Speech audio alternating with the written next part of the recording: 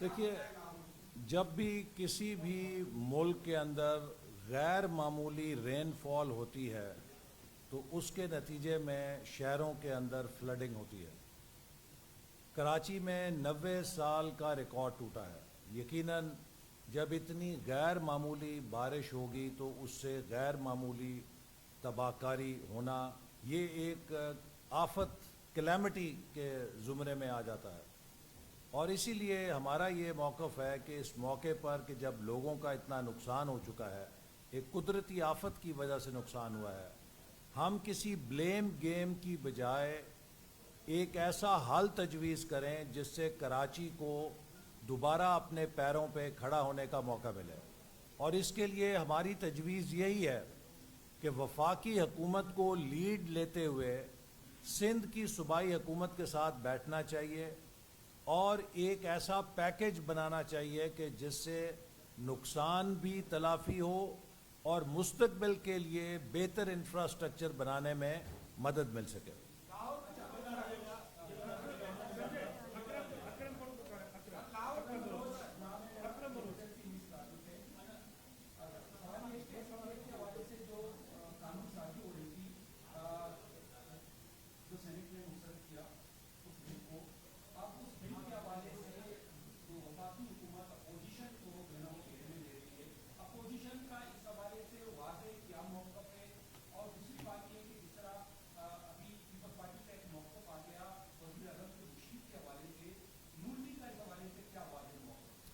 دیکھیے، جو آپ نے فیٹف کے حوالے سے قانون سازی پہ سوال کیا، یہ بات ہم واضح کر چکے ہیں کہ اپوزیشن نے اپنی قومی ذمہ داری پوری کرتے ہوئے فیٹف پہ جو قانون سازی ہے وہ قومی جذبے کے تحت کی ہے۔ اس کا سب سے بڑا ثبوت یہ ہے کہ وزیر خارجہ نے خط لکھ کر لیڈر آف اپوزیشن کا شکریہ ادا کیا ہے اور اپوزیشن کے کردار کو سراہا ہے۔ البتہ ہم نے اس قانون سازی کو نہیں ہونے دیا جو یہ حکومت فیٹف کا نام لے کر اس ملک پہ کالا قانون مسلط کرنا چاہتی تھی، جس میں اس حکومت کی کوشش تھی کہ نیب کے قانون کی طرح جس کو دل چاہے وہ 90 دن کے لیے یا 180 دن کے لیے دوبارہ اٹھا لے، اس کا کوئی ضمانت نہ ہو سکے اور اس کو کوئی انصاف نہ مل سکے۔ اپوزیشن کا موقف یہ ہے کہ جو بھی گرفتاری کی جانی چاہیے اس کے لیے حکومت ثبوت پیش کر کے عدالت سے اریسٹ وارنٹ حاصل کرے۔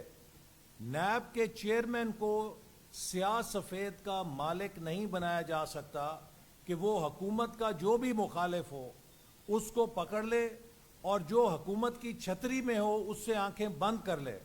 اور یہی ہمارا سوال ہے۔ کل آپ کو پتہ ہے کہ ہماری نائب صدر نے بھی اس پر بات کی، لیکن میں یہ بات پہلے بھی کہہ چکا ہوں کہ ہمیں یقین ہے کہ حکومت کے کسی عہدے دار کا کوئی احتساب نہیں ہو سکتا، کیونکہ یہ حکومت احتساب پروف ہے۔ چینی کے نام پہ 300 ارب روپے کا ڈاکہ ڈالا گیا، چوری پکڑی گئی اور اپنے اہم حکومتی ممبر کو رات کے اندھیرے میں حکومت نے اپنی سرپرستی کے اندر ملک سے باہر فرار کرا دیا۔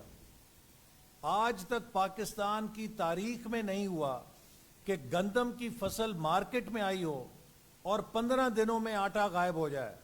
آٹا مافیا جس نے اس ملک کو، غریبوں کو دونوں ہاتھوں سے لوٹا، ان سے آنکھیں بند کر کے چشم پوشی کر لی گئی۔ کیوں؟ کہ وہ عمران خان کی حکومت کے ممبر ہیں۔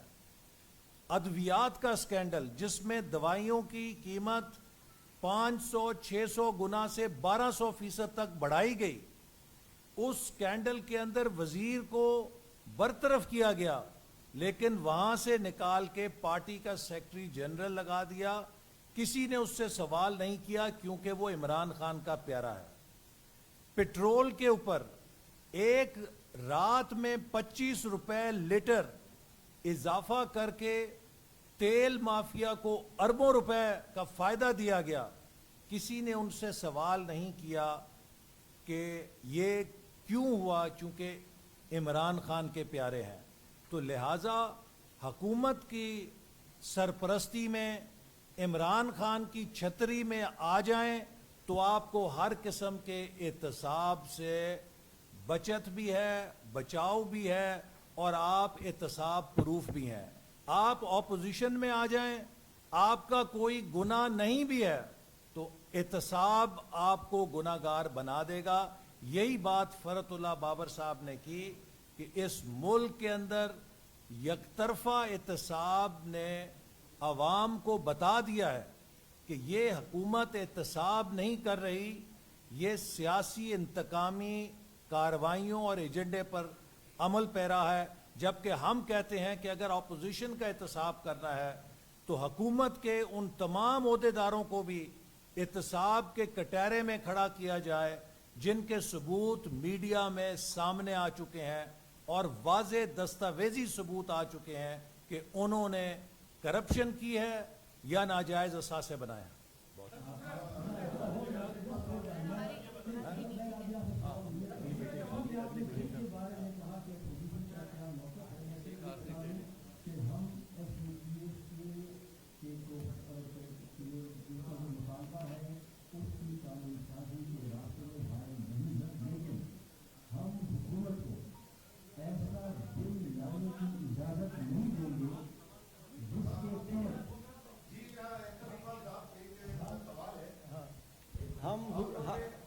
میری بات سنیں، ہم حکومت کو جو بل حکومت لا رہی ہے وہ دراصل بل ہے لاپتہ افراد کو لیگلائز کرنے کا، کہ کسی کو اٹھا لو اور کوئی پتہ نہ چلے۔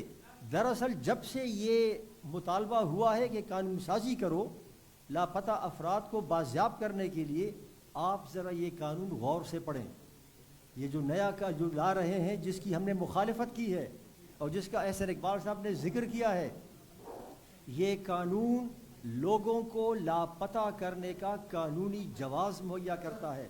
ہم ایف اے ٹی ایف کے نام پر ایسے قانون سازی کی اجازت نہیں دے سکتے۔ اوکے، تھینک یو، بس کافی بات ہے۔